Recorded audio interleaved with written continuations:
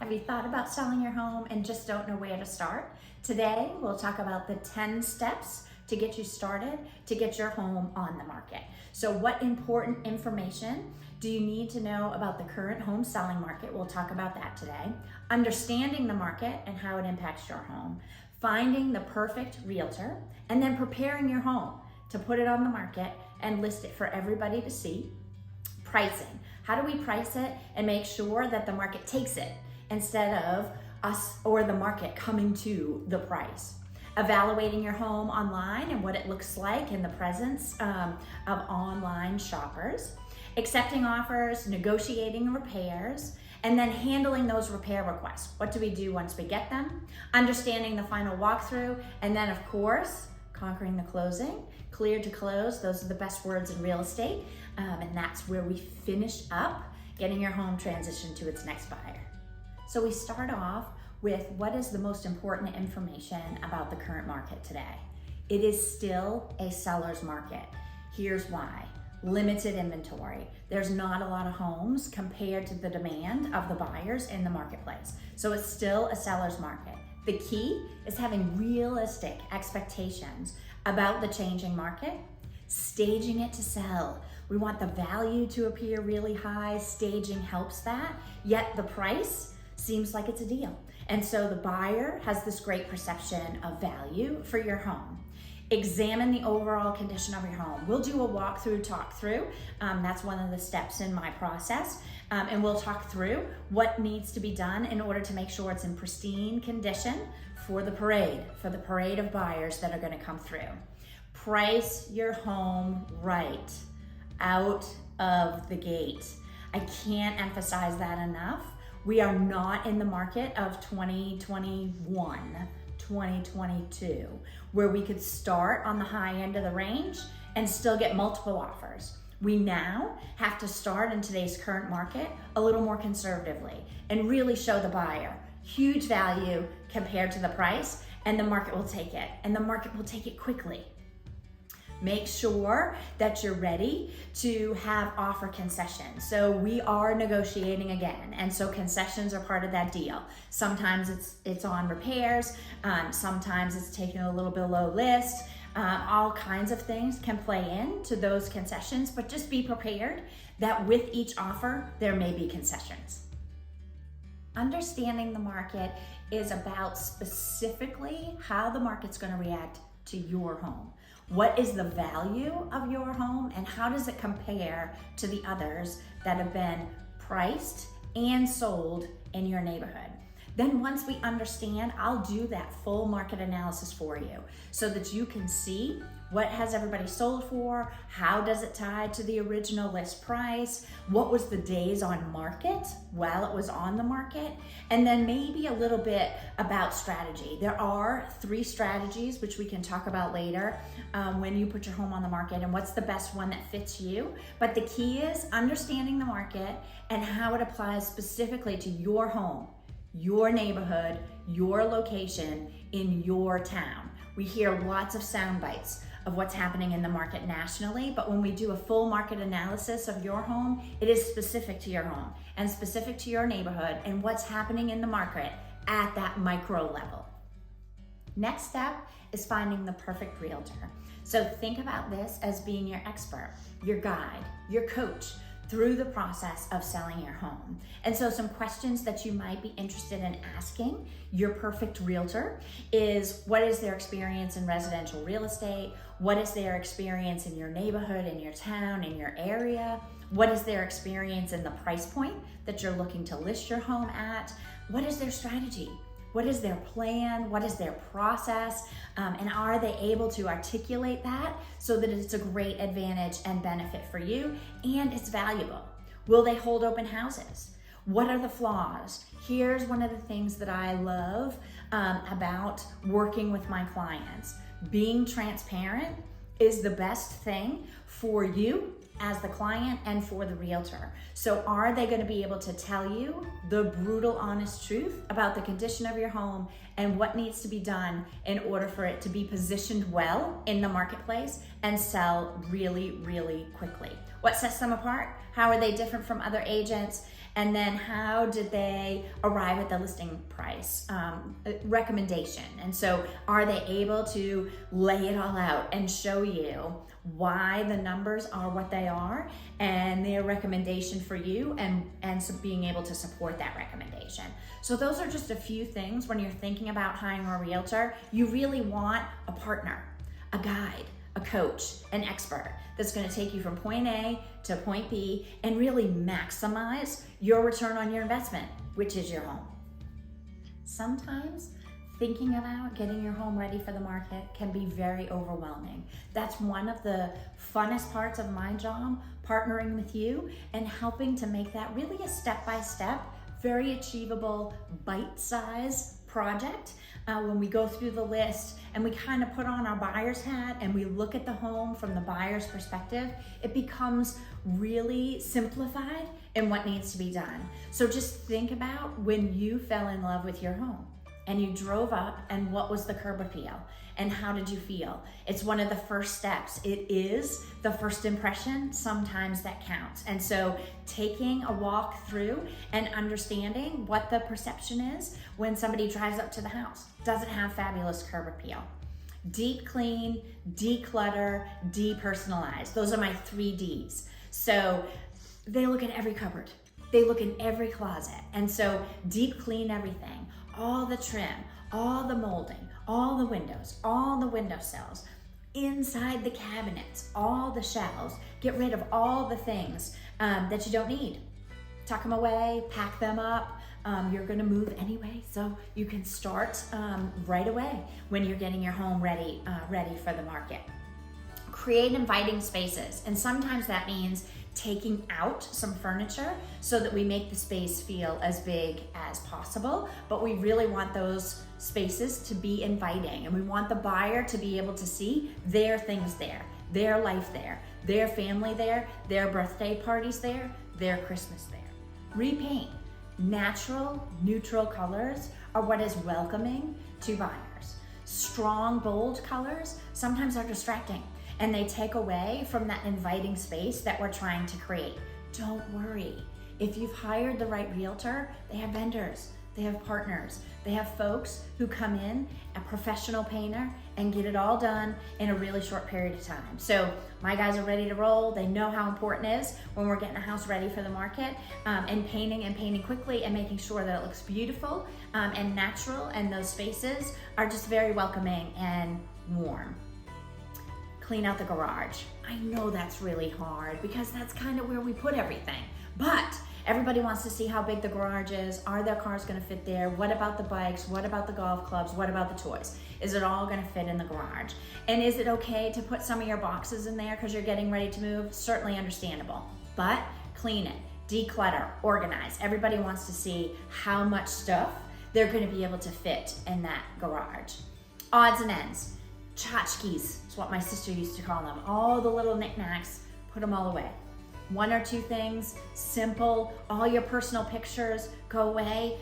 We don't need them to know anything about you. But you can always replace them with a cute painting or framed art or something along those lines. And then small cosmetic fixes. Hardware on cabinet doors should function, shouldn't fall off. Right? Gates, doorknobs, sticking doors, creaking doors, all of those things are super easy to fix and super easy to just make go away and take off the buyer's mind. So all those little things that you've been wanting to do, the little cosmetic things, it's the time to do them before you get your house ready to go on the market. So preparing to list, we can break it down, bite-sized pieces, make it a really smooth process for you so that you're ready and your house looks beautiful and it has a great first impression when the next buyer shows up. Pricing your home for the market sometimes is the hardest thing because we've seen your neighbors get really high numbers for their home in a crazy, unprecedented marketplace. This is where your realtor comes in. They are the trusted advisor. They are the expert. They've been in the market. They're in it every day. They see it change, shift, increase. maybe settle out, maybe take more time. So please leverage that talent and that expertise in the realtor that you chose. The goal is price it so that the market will take it. Don't price it so the market has to come to it. That's what keeps houses on the market too long, is that we price too aggressively on the high end of the range and it sits and it becomes what we call stale, for lack of a better word. The longer it sits, the staler it becomes. It's not new and fresh, and it has competition every day. New listings are coming on. Just think of it as a new product. You have a brand new cool and groovy product that's out there on the marketplace. That's what your home is. It's a new product on the market and needs to be priced so that the buyer sees tons of value. Value's up here, price is here. That's what makes them want to pay top dollar, is that they feel like they're getting more for their money than what's in the pictures, that what's in the video, that what's there when they come and see it in person. So please leverage your realtor, leverage that expert, trust that person to help you, guide you, coach you in what the right price is, so that your home is taken by the market instead of the market having to come to it. And then all your goals are met and you're happy-go-lucky off to your next home, your next place. Your goals are all met. Buyers are buying homes and shopping online. That's why it's super critical that your home has an amazing presence online. So many people are moving to different areas of the country from where they've been for the last 5, 10, 15, 20 years. And so they're deciding on homes via online. So making sure that it shows up beautifully online is one of the things that should be very important to your realtor, and then very important to you. And taking the time to review the pictures and the video and the remarks and make sure that it has a really great presence for all those buyers who really are, believe it or not, shopping for real estate online. I know it's hard. We used to look through the newspaper, find our next house. Used to be very paper driven, but it isn't any longer. Everybody is shopping online for everything, including big ticket items like real estate. Next step, you receive an offer. Hallelujah, yay, we're so excited. But there are a few things that you really need to make sure that you understand, and this is where your realtor comes in yet again. And so making sure that you understand that an offer is the beginning of a conversation. And all elements of that offer, all the intricacies of the terms and all the details in that offer are negotiable. From price to dates to contingency to personal items, to all of those things. And so I work really hard to make sure that my clients understand what it means, what every offer means, and how it attributes to their goals and what they're trying to achieve. I do things like validate that the buyer is pre-approved. I actually call the lender and build a relationship with that lender as the listing agent to make sure that they are a viable buyer. They are able to purchase. That's what real estate is. Ready, willing, and able. And so it is my job as your realtor to make sure that that buyer is able to purchase your home. And all of the dates and intricacies of escrow money and due diligence money here in North Carolina. Those are all items that your realtor should talk through with you in detail with every offer that comes in. And then you have an opportunity to counter any of those items. Counter the date, counter the price, counter the escrow money. Any and all of those things can be countered items, which is part of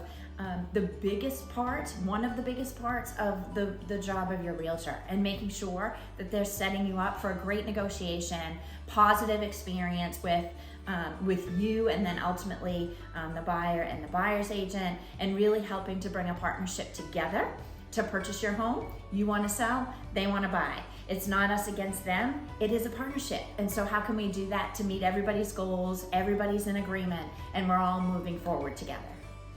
There are 3 places in a real estate transaction where you, as the homeowner, seller, negotiates with the buyer. It's at offer, which we just talked about. So we counter and negotiate at the offer stage. At repair, so once their inspection is done, they come back with a list of items that they would like fixed or they would like to be compensated for. in order to fix them after closing. And then we also potentially will negotiate an appraisal. For this segment, let's just talk about repairs. So I'm a big fan when I am representing the seller of offering dollars, concessions, money for the list of repairs. Here's why. You are finished in this house, and so you don't necessarily have the same passion and caring for all these little items. So instead of fixing them all, we work up an estimate with a handyman, and we figure out how much those items will cost to be fixed so that the buyer can have them fixed once they move into the property, close on the property, they own the property. But I, as your realtor, will talk you through each of those repairs. For me, it's a fun part of the transaction. I come from a lot of years in construction, and so I know silly things. I know silly numbers of how much things cost because I've worked with trades for a lot of years. And so guiding you through that process. What is it? What does it mean? How important is it to the buyer? How important is it to you? And how can we make sure that we work through this list of repairs so that everybody's in agreement and feels really good about the product that you're selling to the buyer and the product that the buyer is receiving? We want every buyer to have a great home. We want to be able to transition a great home to them. And so how do we make sure that we create a great partnership when it comes to negotiating repair requests and working through all those requests? The third place of negotiation during a real estate transaction is at appraisal. So when most buyers need a lender and they need to take a mortgage in order to be able to purchase your home. And so the lender has an appraiser come in and do a true value appraisal on the property. Remember that it is the appraiser's opinion of the value. They use comparables in the neighborhood and around your home in order to determine what the value is. And then they report that back to the lender. If the offer price that is on the table and in the contract is substantially or higher than the appraised value, the agent representing the buyer may come back to us, and want to talk about whether or not you would be willing to come down on the purchase price in order to better align with the appraisal. Now, in this seller's market, where inventory is really low, a couple of things have been happening. One, the buyer doesn't care and they're willing to cover the difference between what the appraisal value is, what the lender will lend to them, and the purchase price. So it's become a non-issue because the buyer is just willing to go with it as is. Or it appraises and it works out so that the value aligns with the purchase price, and so that negotiation piece of the transaction have happened very limited times over the last couple of years. There is a good potential moving forward that appraisal will be back in the mix, and properties will appraise slightly less than what the purchase price is, and so that might be another place where we would have a conversation about and negotiate what the purchase price can and should be based on the appraisal. The day is finally here, it's closing day. So what does that mean? Before we sign on the dotted line, all of your things need to be moved out and the home needs to be empty, ready for the new homeowner, buyer to move in. So I'll come and do a final walkthrough once you're all moved out to make sure it's in great condition for the buyer. The buyer and the buyer's agent will do the same. They'll come do a quick walkthrough before they sign on the dotted line and actually take ownership of your home. A few things that we do want to make sure we do before we go to the closing table: all keys, garage door openers, warranties, paperwork for appliances, anything you have that's particular or specific to the home, we leave in its place so that it can get to the buyer when they move in. So making sure all those things are done prior to going and signing on the dotted line, that's what closing day is all about. And then you receive your proceeds and we move on to the next home.